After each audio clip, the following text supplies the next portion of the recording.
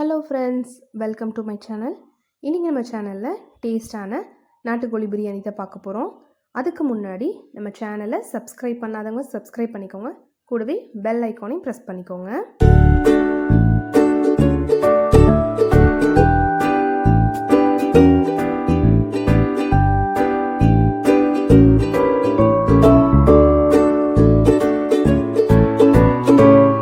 நாட்டுக்கோழி பிரியாணி பண்ணுறது நம்ம நார்மலாக பிரியாணி பண்ணுற அதே மெத்தட் தாங்க. வாங்க இதுக்கு தேவையான பொருள் என்னங்கிறதெல்லாம் நம்ம பார்க்கலாம்.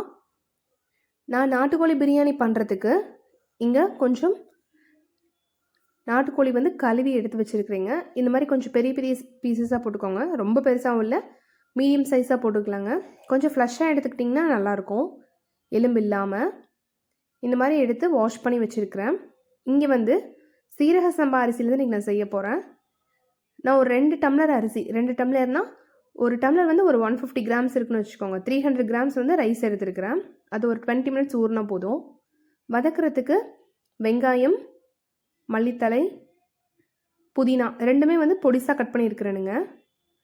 அப்புறம் கொஞ்சம் சின்ன வெங்காயம் எடுத்துருக்கிறேன், பூண்டு, இஞ்சி. இங்கே தாளிக்கிறதுக்கு ஒரு 2-3 பிரியாணி இலை, ஒரு நீலப்பட்டை, 2 கிராம்பு, ஒரு ஏலக்காய். இது நம்ம தாளிக்க போட போகிறோங்க எண்ணெயில். இது கூட பச்சை மிளகாய் எடுத்துருக்கிறேன், ஒரு 3 பச்சை மிளகாய் எடுத்துருக்கிறேன். உங்களுக்கு காரம் வேணும்னா இன்னும் 2 கூட தாராளமாக போடலாம். அரைக்கிறதுக்கு ஒரு 2 இன்ச் அளவுக்கு பட்டை, கொஞ்சம் சோம்பு, கிராம்பு, அப்புறம் கல்பாசி கொஞ்சம் எடுத்துருக்கிறேன். இது கொஞ்சம் தயிர், புளிக்காத தயிருங்க. இன்றைக்கி என்கிட்ட லெமன் இல்லை, அதனால நான் கொஞ்சம் தயிர் எக்ஸ்ட்ரா சேர்த்துக்குவேன். லெமன் இருக்கும்போது நீங்கள் தயிர் கம்மியாக சேர்த்துக்கலாம். இது கூட எனக்கு ஒரே ஒரு தக்காளி, பெரிய சைஸ் தக்காளி, ஒரு தக்காளி மட்டும் நான் கட் பண்ணி எடுத்துருக்கிறேன். ஆப்பிள் தக்காளியாக இருந்துச்சுன்னா நீங்கள் 2 போட்டுக்கலாம், ஏன்னா அது புளிப்பு கம்மியாக தான் இருக்கும். இது நாட்டு தக்காளிங்க, அதனால் நான் ஒரு பெரிய தக்காளி எடுத்துருக்கிறேன். இங்கே அடிகனமான பாத்திரத்தில் கொஞ்சமாக ஆயில் சேர்த்துருக்கிறேன். அது கூட நான் கொஞ்சம் நெய்யும் மிக்ஸ் பண்ணிக்கிறேன். பிரியாணிக்கு அந்த ஃப்ளேவர் கொடுக்கறது நெய், பட்டை, கிராம்பு, அந்த மசாலாஸ் தான். எண்ணெய் காஞ்சதும் நம்ம தாளிக்கு எடுத்து வச்சுருக்கோம் இல்லைங்களா, அந்த கரம் பொருட்கள், அந்த பொருள் எல்லாத்தையுமே நம்ம டேரெக்டாக போட்டுடலாம். போட்டுட்டு இன்றைக்கி அந்த 300 கிராம் ரைஸுக்கு நான் ஒரு 2 பெரிய வெங்காயம், நல்லா பெரிய வெங்காயமாக இருக்கிறதுனால 2 எடுத்துருக்கிறேன். ஓரளவு மீடியமாக இருந்துச்சுன்னா நீங்கள் 3 எடுத்துக்கலாம். வெங்காயம் நல்லா எந்த அளவுக்கு நம்ம வதக்குறோமோ அந்தளவுக்கு பிரியாணி டேஸ்ட் கொடுக்கும். எப்போவுமே இந்த வெங்காயம் போடுறப்பவே நீங்கள் பச்சை மிளகா போட்டுருங்க. ஏன்னா தனியாக பச்சை மிளகா போடும்போது மேலே தெளிக்கிறதுக்கான வாய்ப்பு இருக்குது. அப்படி மேலே தெரிச்சதுன்னா உங்களுக்கு புண்ணாகும். அதனால் வெங்காயம் போடும்போதே போட்டுட்டிங்கன்னா அந்தளவுக்கு தெரிக்காது, தெரிக்கிறதுக்கான வாய்ப்பு கம்மி தான். அதனால் இந்த மாதிரி போட்டுக்கோங்க. போட்டுட்டு இதை நல்லா சிம்லேயே வதக்கலாம். வதங்குற கேப்பில் நான் இங்கே ஒரு ஜாரில் அரைக்கிறதுக்கு பொருள் இருக்கு இல்லைங்களா, இஞ்சி, பூண்டு. இஞ்சி பார்த்தீங்கன்னா ஒரு 2 இன்ச் எடுத்துருக்கிறேன். 2 இன்ச் அளவுக்கு இந்த 300 கிராம் ரைஸ்க்கு தேவைப்படும். ஒரு 10-12 பூண்டு, ஒரு 6-7 சின்ன வெங்காயம் தொளிச்சு எடுத்துருக்கிறேன். அது கூட நான் இங்கே மல்லித்தலையும் நல்லா வாஷ் பண்ணி சின்னதாக கட் பண்ணி எடுத்துருக்கிறேன். அதில் கொஞ்சம் கொஞ்சம் போட்டு அரைச்சிக்கலாம். வதக்கிறதுக்கும் நம்ம போடணும். அது கூட இந்த கரம் பொருள் எடுத்தோம் பார்த்தீங்களா, 2 இன்ச் அளவுக்கு பட்டை, ஒரு ஏலக்காய், கொஞ்சம் கல்பாசி, ஒரு 6 கிராம்பு, அது கூட கொஞ்சம் ஒரு 1/2 டீஸ்பூன் சோம்பு சேர்த்து நைஸாக அரைச்சி எடுத்துக்கலாம். அந்த கேப்பில் இங்கே பார்த்தீங்கன்னா வெங்காயம் ஓரளவு நல்லா வதங்கி இருக்கு. வெங்காயம் வதங்குறது தான் பிரியாணிக்கு டேஸ்ட்டை நல்லா என்ஹான்ஸ் பண்ணி கொடுக்கும். பாருங்கள், இந்தளவு வதங்கினதுக்கப்புறம் நம்ம அரைச்ச பேஸ்ட் நல்லா விழுதாகவே அரைச்சிடலாம், நல்லா நைஸாக அரைச்சிக்கலாம்.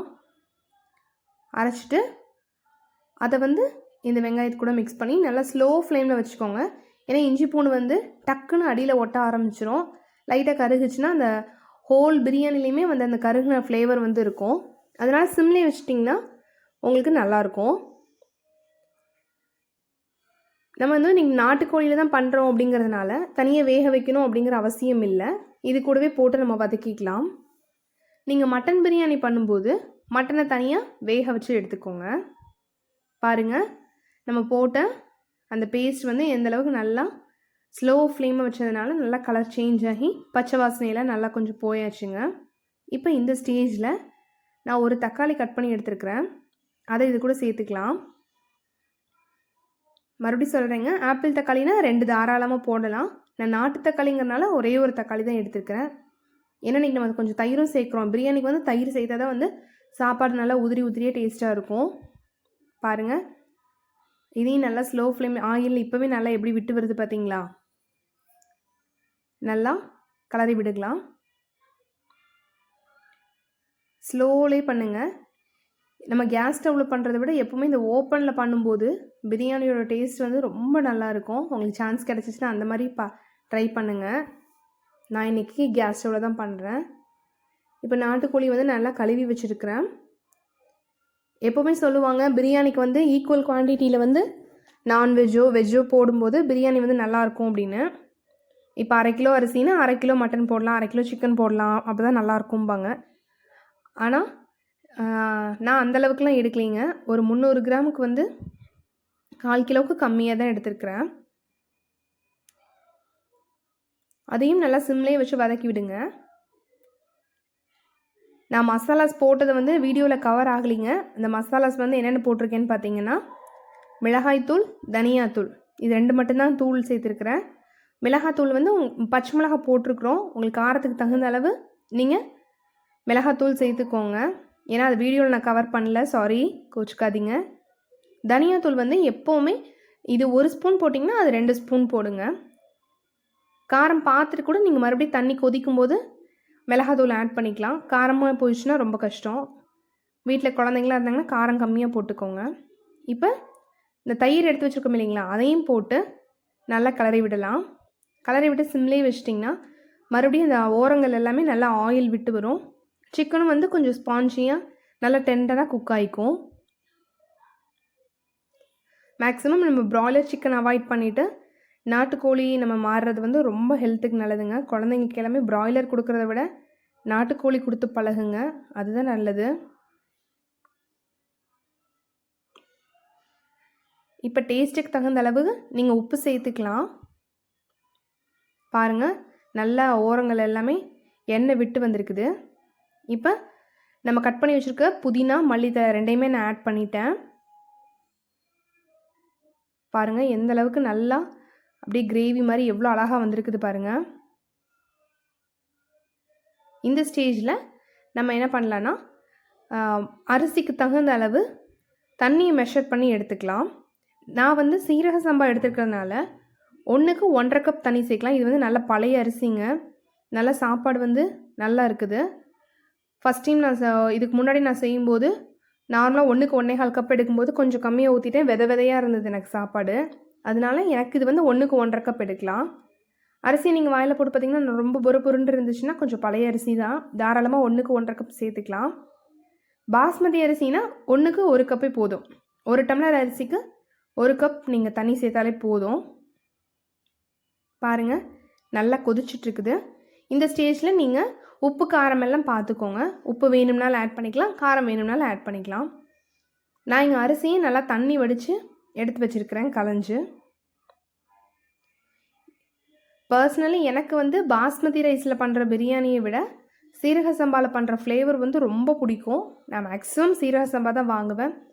எப்போயாவது அக்கேஷனாக குழந்தை கேட்டான், பையன் கேட்டான் அப்படின்னா மட்டும்தான் பாஸ்மதி அரிசியில் செஞ்சு கொடுப்பேன்.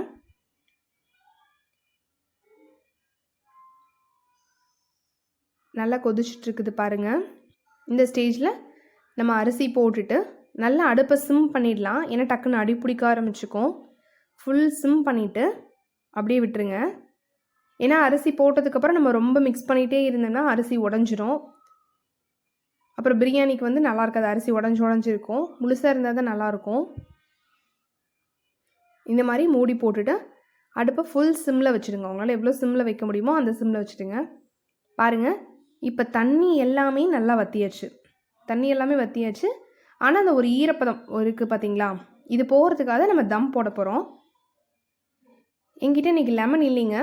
உங்கள்கிட்ட லெமன் இருந்துச்சுன்னா இந்த ஸ்டேஜில் அதில் இருக்க சீடை எடுத்துட்டு ஒரு லெமன் புழிஞ்சு விட்டுக்கோங்க. ஒரு லெமனும் அதில் 1/2 லெமனும் தாராளமாக நீங்கள் புழிஞ்சிக்கலாம்.